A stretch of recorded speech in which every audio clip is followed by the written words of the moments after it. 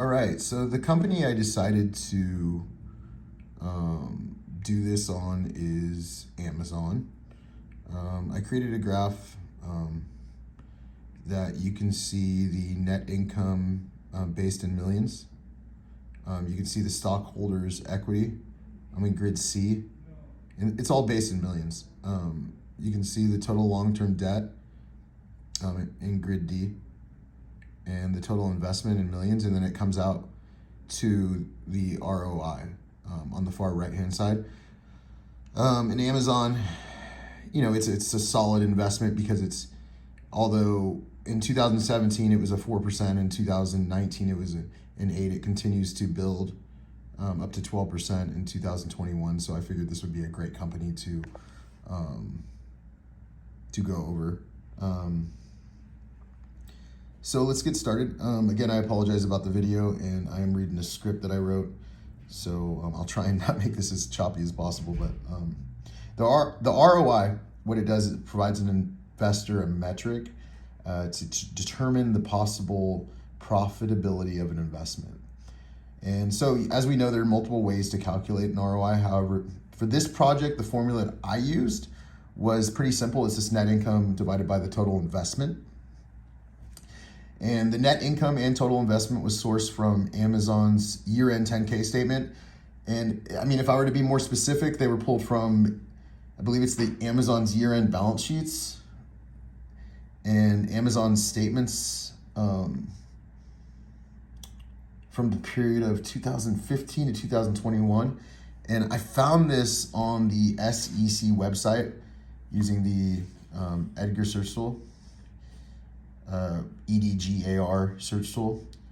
So for this project, the total investment was calculated as total stockholders' equity plus debt.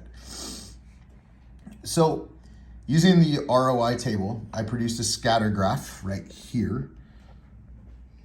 And I added a trend line which displays the relationship between time, which is the x-axis, and the ROI percentage, which is the y-axis. And using this data, we can use the RSQ Excel function to calculate the R squared value from the X and Y axis values.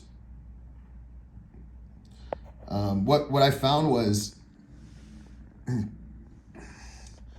typically an ROI over 10% is considered to be a good investment.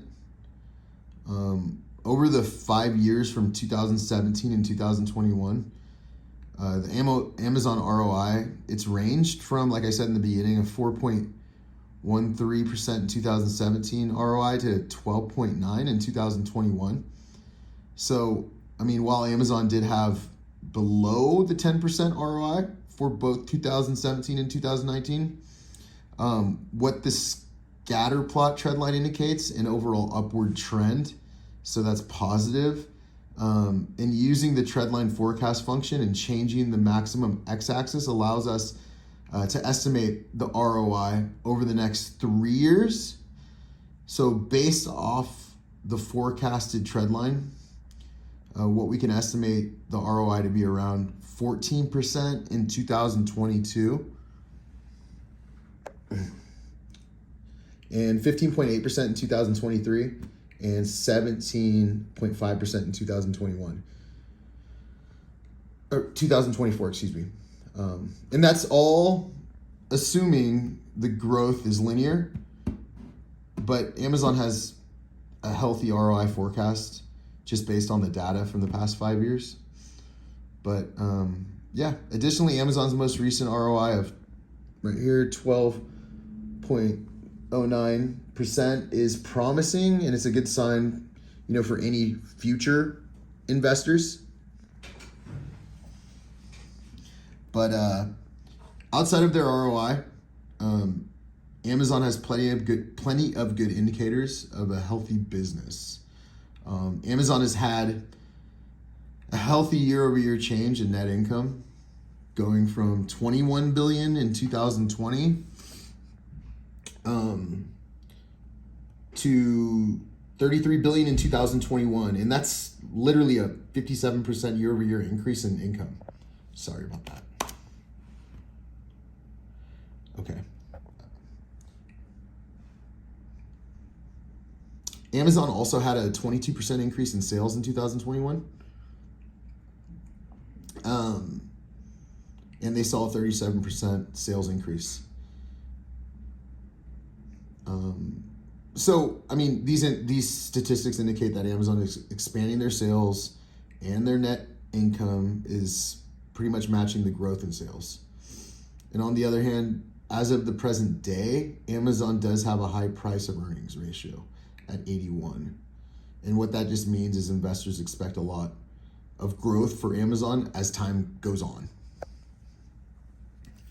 So overall, I found Amazon is a great investment to consider. Amazon has a healthy ROI that is trending upward, and their most recent annual ROI is promising. Amazon has also seen strong growth with their sales, and their net income has increased year over year at a healthy rate. Amazon's huge and has massive resources that will allow it to outlast the vast majority of other corporations across really any economic hardship in the years to come. So despite a low P&E ratio, Amazon is a safe investment with plenty of potential for growth in the future, that's for sure. But that's my project number 2, and I hope you enjoy it.